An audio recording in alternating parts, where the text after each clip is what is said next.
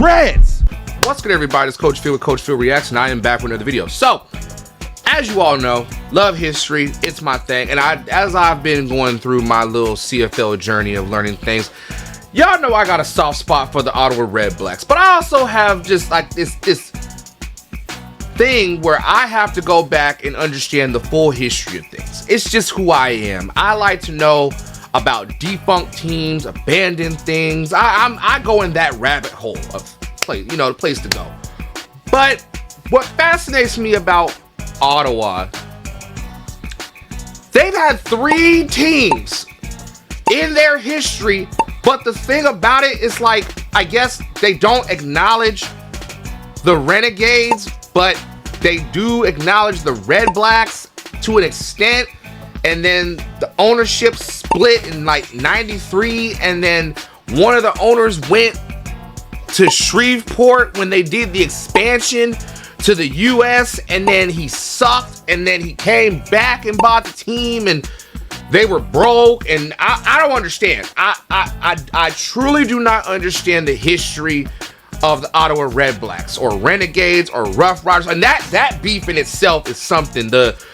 Who had the name first, Saskatchewan or Ottawa? And there has to be a space, because there's the Saskatchewan Rough Riders and then there's the Ottawa Rough Riders, and a mind fuck in itself. So what I'm gonna do is we're gonna watch from CFL fan #31's video. Shout out to you, brother. Ottawa Renegades greatest regular season games, and I guess what I want to watch, I want to understand. The CFL has so many unique things happening in their history. Teams dropping off, coming back, they get suspended and all that. I just want to see. I've watched a couple Renegades games. Shout out to Calgary Stampeders Classics. He be posting amazing games, like games that I don't know where he be finding these games, but they are what they are, and great to watch before you fall asleep. I just wonder, like, why does team come back in 2000? They're founded in 2002. They suspended in 2006. So they really were around for 4 years.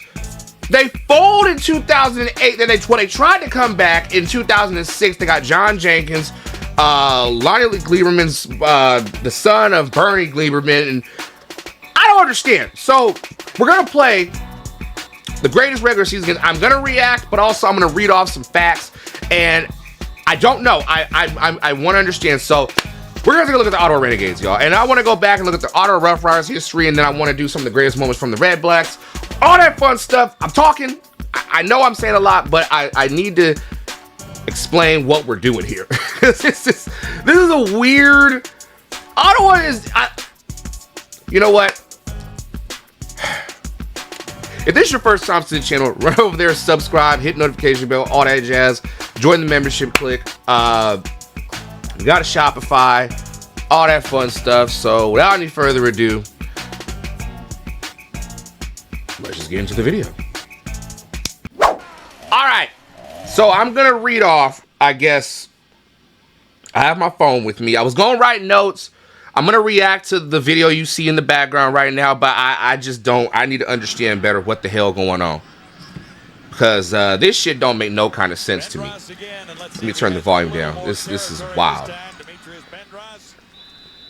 Okay, so we got Ottawa versus Calgary, week 14. All right, so this is what I'm understanding about how the Renegades came about. All right, in 1991, Bernie Gleiberman and his son arrived in Ottawa. They bailed out the Ottawa Rough Riders, blah, blah, blah. The team was in dire straits. They were $1 million in debt with his son as the franchise's front man. Bernie bought the team for $1, assumed the debt, and provided the capital city team with what must have seemed like stable ownership. Bullshit. Their first season in 92 showed a good deal of promise. The Rough Riders finished 9-9, only their second non-losing season in 13 years. Oh, kept moving. Okay, that's a lie. Oh no, he kept going. Wait, what? There was no whistle there in Armstead. It's all the way to the end zone for an Ottawa touchdown. What the hell? Okay, maybe I do pay attention to both. Okay. All right, so then by 93, shit started hitting the fan. Gleberman fired general manager Dan Rambo, and then he, in hindsight, said that was a dumb move. He tried to make moves like sign Dexter Manley. For those of you in the NFL that know Dexter Manley, you know he was banned from the NFL for cocaine use. So, yeah, hold on a second. Hold on. Let me preface this by saying, nothing against Dexter Manley. Everybody has a redemption story, all that. But y'all gonna sign a cokehead, expecting him to be in his Pro Bowl form. This is different from Ricky Williams. Weed is weed. Weed is weed. It's just what it is. People get upset about weed and say, "Oh, Ricky Williams was a pothead." And back then, yes, it was a big old controversial thing. He smoked weed, whatever. I'd rather have a pothead than have a cokehead on my damn team. But whatever, it is what it is. Oh, this is frustrating. Okay, then not to mention, you know what? We're gonna play the video and we're just gonna talk. So then he tries to move the team to the south of the border, which is into the States, to New Orleans, or wherever he can get to. What doesn't make sense to me is this. I'm reading this now, and this is starting to make me frustrated. The game is I'm gonna react to this. Oh shit! Damn. This is where it gets crazy. I'm gonna turn the volume down a little more so y'all can hear me, as if you already can't hear me enough. And mind you, this video is gonna be everywhere. So just I want to tell this story because it's just I don't understand why they would do this. Okay. Gleberman reached a deal with the league in which the Rough Riders name, colors, and history would stay in Ottawa, and it was split. The organization was split in half. Then, I guess he sold it to a guy named Bruce Firestone for $1.85 million. And again, Bruce Firestone retained the name, the likeness, all that stuff. And the American half became the Shreveport Pirates, part of the ill-fated CFL USA expansion, which I'm going to cover that at some point because people want to say it was a flop. There were some benefits to it, so we'll get to that. All right. As we know, the Pirates were a failure. They went 8-28 throughout their tenure over 2 seasons that they had. Gleberman initially tried to stay for the long haul. He wanted to move the team to Norfolk, Virginia. That's stupid in itself. So, from what I can understand already, dude don't know what the hell he's doing as far as business. And then, we're not even going to talk about the All-American Football League. We're not even going to get into that. That's not even primitive to what we're talking about. Gleberman resurfaced in 2005, purchased the Renegades after a season in which they were in the league, blah, blah, blah. His son, Lottie, becomes the team president. Now, I want to look right in the camera and ask this question. If he couldn't do the job the first time, and everything that he had done, not once, not twice, but y'all can give him another chance thrice, for him to take a team that just came back after he fucked everything up already, y'all gonna sit there and say, we're gonna give him a third chance. He couldn't do it in Canada the first time. He doggone sure couldn't do it in the States. We're gonna give him another chance because we need money.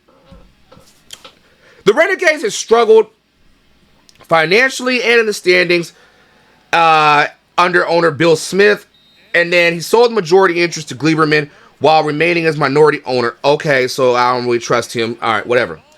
The first move made by the Glebermans was typically controversial, bringing in 71-year-old oh my God. They brought in Forrest Gregg, who really hadn't done anything as a coach since he led Cincinnati to the Super Bowl, and they lost to Joe Montana and Bill Walsh in '81. Okay. Then there's the Lonnie's Mardi Gras promotion. Now, I've heard conflicting stories from folks on Twitter about this and also on Instagram. Follow me on Twitter and Instagram, by the way. Lonnie's Mardi Gras promotion of trying to lure women to Renegades games by offering them beads, a reward traditionally given in the celebration for showing off, for women to show off, whatever, right? Was also criticized. Why the hell would you think that in that, okay, in 2024, that would get you canceled in a heartbeat. That is wrong. But looking at it through the lens of 2005, that's the most dumbest promotion I've ever heard in my entire fucking life. Why would you think that that would be okay to have women come to, and even using the word lure? That's even the wrong word to use. So try to bring, you've got to be the dumbest motherfucker I've ever heard. That there's some promotions that just shouldn't happen. But for, why? Why? Why would you think that that would be something where it's families at games? Why would you think that's okay? We're gonna have a you're not even in New Orleans to do the shit. So why would you bring that to from New Orleans, Louisiana to Ottawa to a family environment, even though there's liquor? I get that, there's liquor. But why? Why would you in your feeble ass brain think that that shit would work?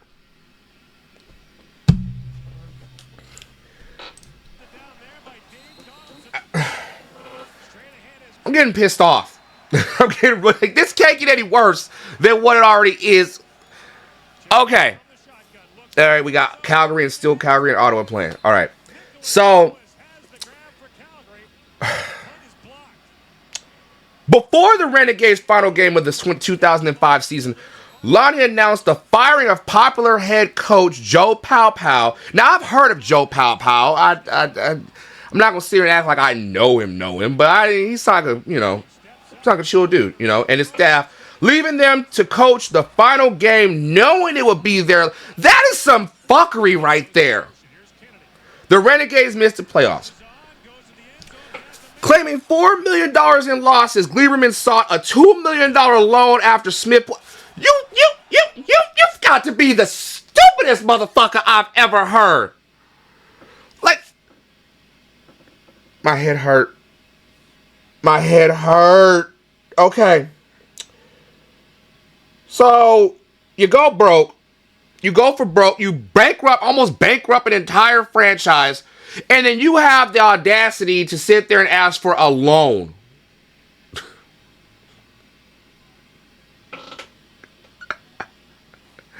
Yo, you can't make this shit up. You can't.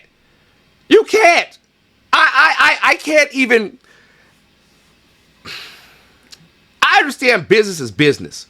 I understand that folks have to do what's best for business at times, but not like that. Like, okay. After Smith pulled out, pause. The league, however, was not willing to agree with this and put the Renegades up for sale on March 22nd. Unable to find a buyer, the league suspended the Renegades operations on April 9th. So you bankrupt three franchises. The Rough Riders, in a sense, split 2.5. You split up the Rough Riders, take part of the team down to Shreveport. You suck there, and then you come back, try to be the great white hope, save the organization, and you bankrupted again? A new one. That's 3 teams. You know what?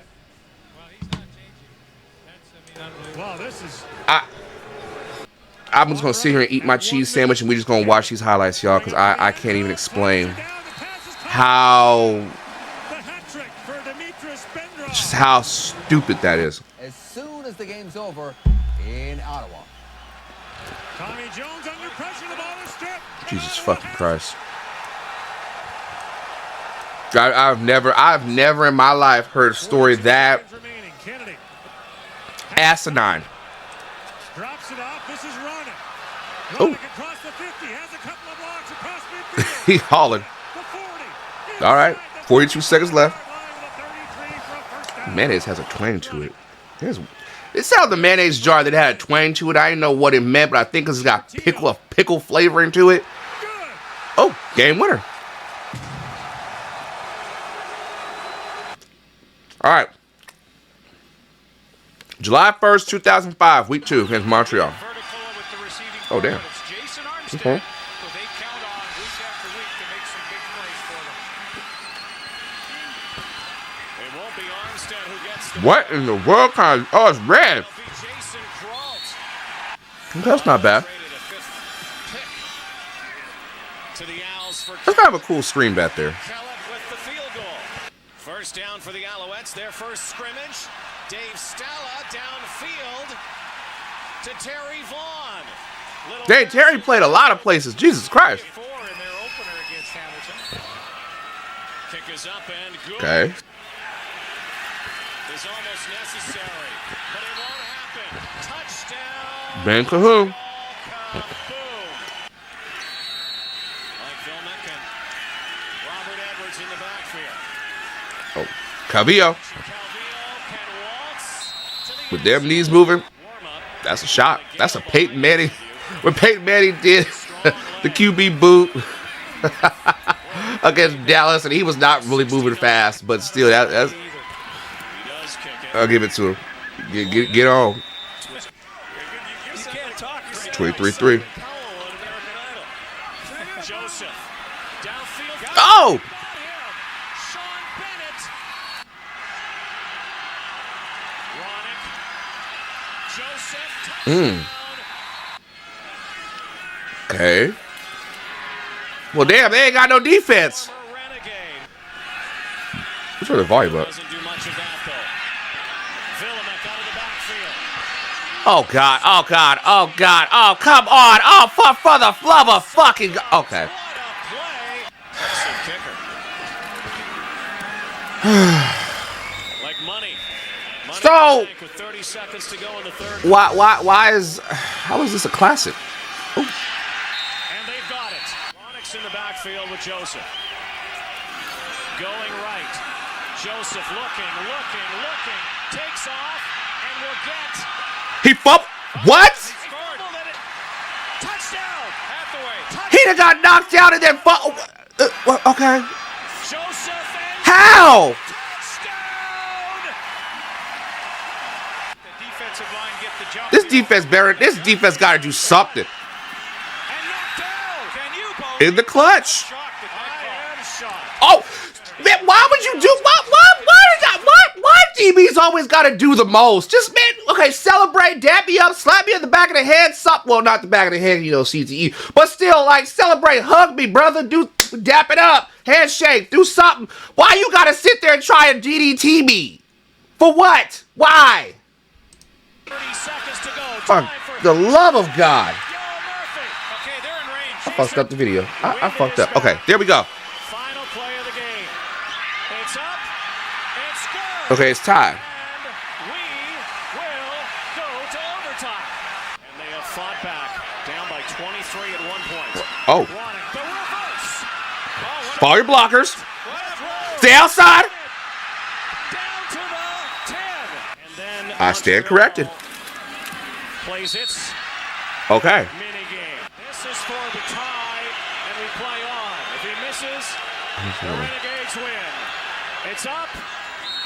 We play on. And They keep going? Renegades get the ball for the last try. Kick is up, and it is wide and brought out. Wait. Get out of bounds. Okay, overtime 2. 2 overtimes. All right, I like this. Ignore the PS5 noise. Josh Oh, he moving. Romping down to the 10. They came back from 23 down. And the Ottawa 23 down. pull off a stunner. Out of all.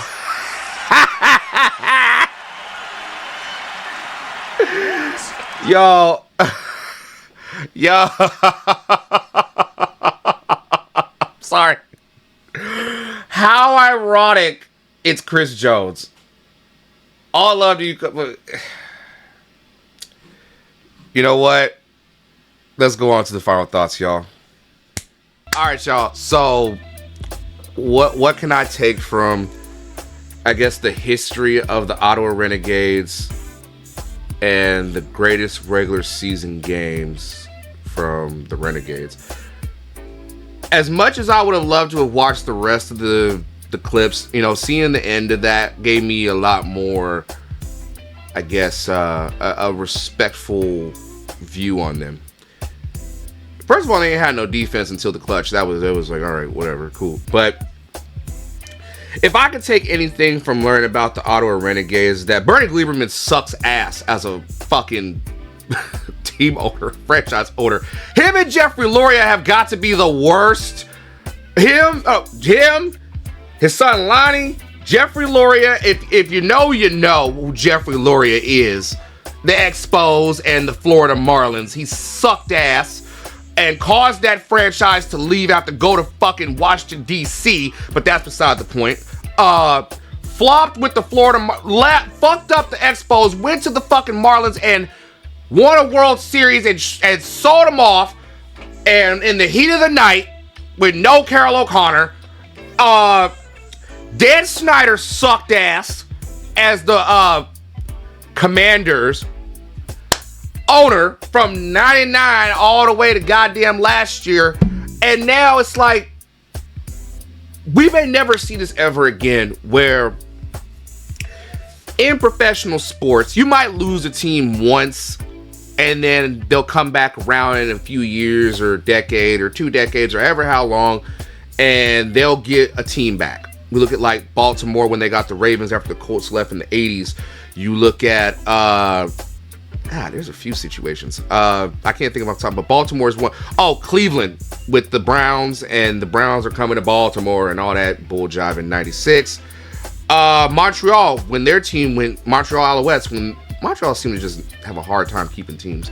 Montreal losing the Alouettes, and they, well, not really losing, I guess suspending season operations for a while, and then coming back after the Baltimore Stallions and the CFL U.S. expansion flopped, and they became the Alouettes, and it's like the Stallions are their own entity, so they don't really acknowledge that, even though they're probably one of the greatest, if not the greatest team to win the Grey Cup in CFL history. Debatable, whatever you want to say about that. But I guess the meat and potatoes of it is, the Renegades got off on a bad foot, and they never really got it. That last game that they just showed against Montreal showed that there was hope. They did love Joe Pau as a coach. The fans loved it, and they didn't get enough time. They didn't have great ownership. The money was funny, and same thing with like the Vancouver Grizzlies. I love the history of the Vancouver. It's interesting to me, the Vancouver Grizzlies. I've watched the documentary Finding Big Country. Cat Jamie, I think that's her name, Cat Jamie, Janny, that thing. But it's just interesting to see. They just giving ownership to anybody nowadays. You know, back then, not nowadays, stupid, but back then, like, you know what? Comment down below what you want me to react to next. I'm not even going to go even deeper than what I already did. But I'm going to hopefully do one on the Rough Riders next. The Ottawa Rough Riders. How that whole thing went down. And then we'll take a look at the Ottawa Red Blacks too. So anyway, y'all. Continue to be great. Strive for greatness. All that jazz. And always remember, I look like damn money, boy. bang. I'ma tell you the truth. The man's in the house. So crazy. The man's in the house. I'ma tell you the truth. The man's in the house. So crazy. The man's in the house.